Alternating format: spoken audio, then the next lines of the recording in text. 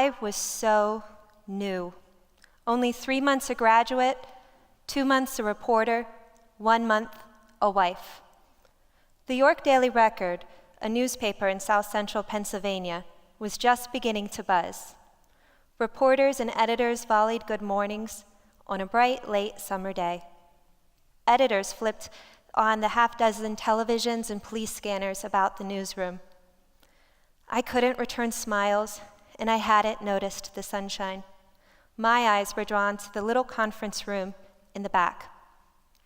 Soon, I would go into that room and call a family in mourning. The day before, the potter's small son, Matthew, died at the fair. I knew the basic facts from the police report. The roller coaster he was riding had stopped suddenly, hurling him forward. His mother was strapped into the seat beside him, his sister just behind him. But I didn't know the story, his story. Did he have cotton candy beforehand? Had he pet the bunnies, met the baby lambs? Was it quick? How could I call a mother and ask her about her child's last moments? I don't know what to say, I told my editor. Shouldn't someone with more experience? There's no script for this. Doing it is how you get experience, she told me. Some people, she said, find comfort in knowing their loved one's story would be printed. We tell the stories. It's our job. I'll wait until 10 o'clock, I told myself. That way I won't wake them. And then, the first tower of the World Trade Center was hit. Every television in the room blared the tone for breaking news. We gathered, like moths around a soft glow, at the small television on the day editor's desk. It's just an accident, someone murmured. And then, 9:03 a.m., as we watched, a plane flew into the second tower.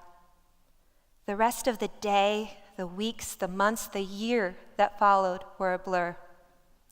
I never went into that conference room. I never made that phone call. I was sent to train stations, bus depots, abortion clinics, schools, nuclear power plants, government offices, mosques, any place that could possibly trigger hate. And I spoke with survivors. Right from the middle of the newsroom in my cubicle, I called a Pearl Harbor veteran and felt sick as he cried.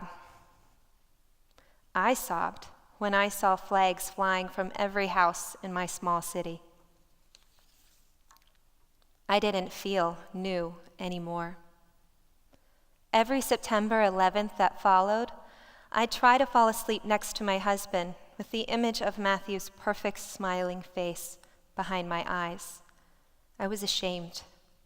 I could have circled back to my editors in the days and weeks that followed the attack. I could have said, hey, we never followed up on the Matthew Potter story. But I didn't. On the 14th anniversary of 9/11, I couldn't carry the guilt anymore. I poured out the shame for never writing the Matthew Potter story. And then I hit Control-A, intending to delete it all. Instead, breathing out, I copied it to Facebook. When I clicked post, it felt like an amen after confession. I never could have predicted what would happen next. Former colleagues, some of whom still worked at the newspaper, said they too thought of Matthew every year on September 11th. Others shared their own broken record stories, the ones they hadn't told well enough or loud enough.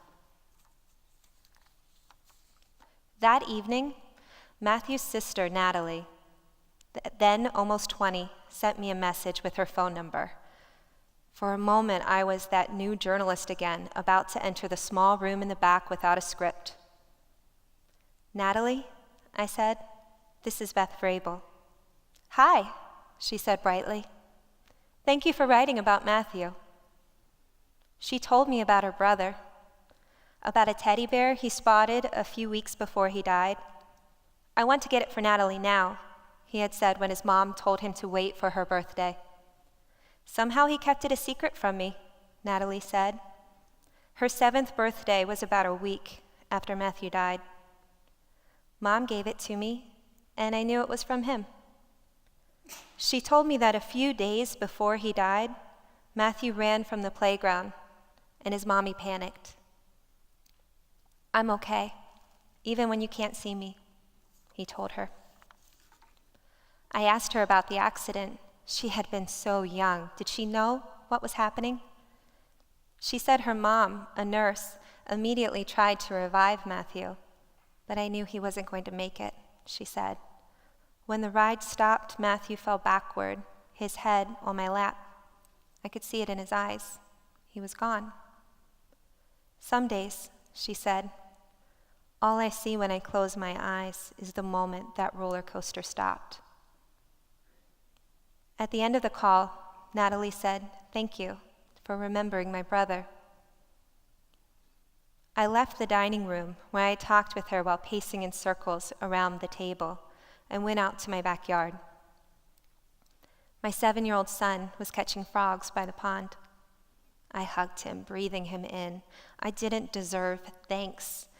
I had left Matthew's story untold too long for that.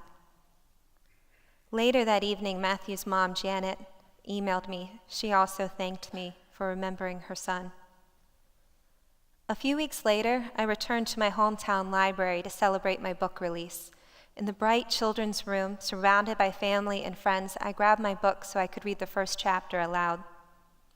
I looked up and saw Janet and Natalie. I don't know how I knew it was them, but I did immediately. "Don't cry," Janet said. "Go, do your thing. We'll be here."